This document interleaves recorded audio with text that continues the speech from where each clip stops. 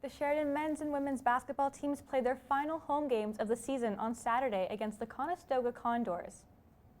The women's team ended up losing by a score of 68-59 and have now lost 2 straight games. After being down by only 3 points after 3 quarters, the Condors put up a 25-point fourth quarter to seal the game. The Condors were led by guard Hunter Johns, game-high 29 points and 50% shooting from the field.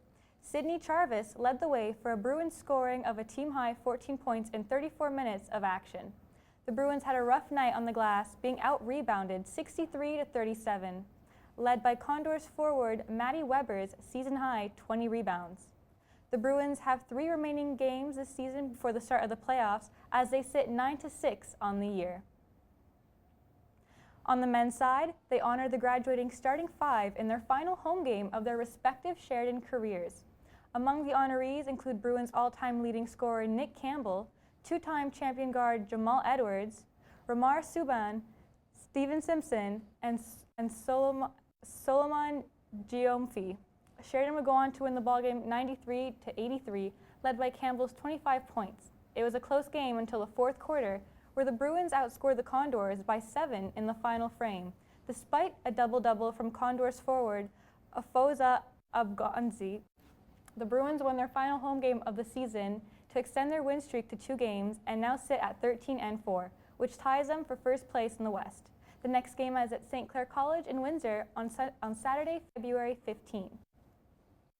The St. Louis Blues defenseman Jay Bouwmeester is alert today after suffering a cardiac episode while sitting on the bench during the first period of last night's game. General Manager Doug Armstrong says the 36-year-old was awake and alert as he was taken to the hospital. Armstrong is expected to provide an update on Bouwmeester's health later today. Heads up, basketball fans, the NBA All-Star Weekend is back with all the fan-favorite events. The Skills Challenge dunk contest and the infamous East versus West game. That's right, it's Team Giannis versus Team LeBron. All-Star Weekend tips off on Friday night with the celebrity game. Before the weekend's festivities, the Raptors will be hoping to extend their historic win streak to 16 when they play the Brooklyn Nets tonight at 7:30. This year's Chinese Grand Prix, which was scheduled to be from April 17 to 19, has been postponed due to the coronavirus outbreak. This comes after continued health concerns from the sponsors and World Health Organization, declaring the virus a global emergency. Attention soccer fans, the Canadian Premier League has a new team. Atletico Ottawa will be joining the CPL for its upcoming season. Named after its parent club, Club Atlético de Madrid, Ottawa's new team will be the 8th club in the league and will be coached by former Toronto FC player Miguel Angel Ferrer. Now it's time to check up on the world of entertainment with Noah. The trailer for Wes Anderson's new movie, The French Dispatch, was released today. The film stars Bill Murray, Timothée Chalamet, and Saoirse Ronan, and is a love letter to journalists in the 20th century. It's set to premiere July 24th.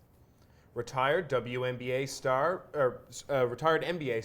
Dwayne Wade is opening up about his daughter Zaya, identifying as transgender. While on the Ellen DeGeneres show, Wade expressed his support of his daughter, saying he and his wife are proud parents and allies of the LGBTQ+ community. He said it's his job as a parent to support his child, and that doesn't change because sexuality is involved. Rom-com fans, get excited. The sequel to All the Boys I've Loved Before, titled P.S. I Still Love You, dropped early today. The movie once again stars Lana Condor and Noah Centineo, following Lara Jean and Peter's now official relationship. You can watch it on Netflix.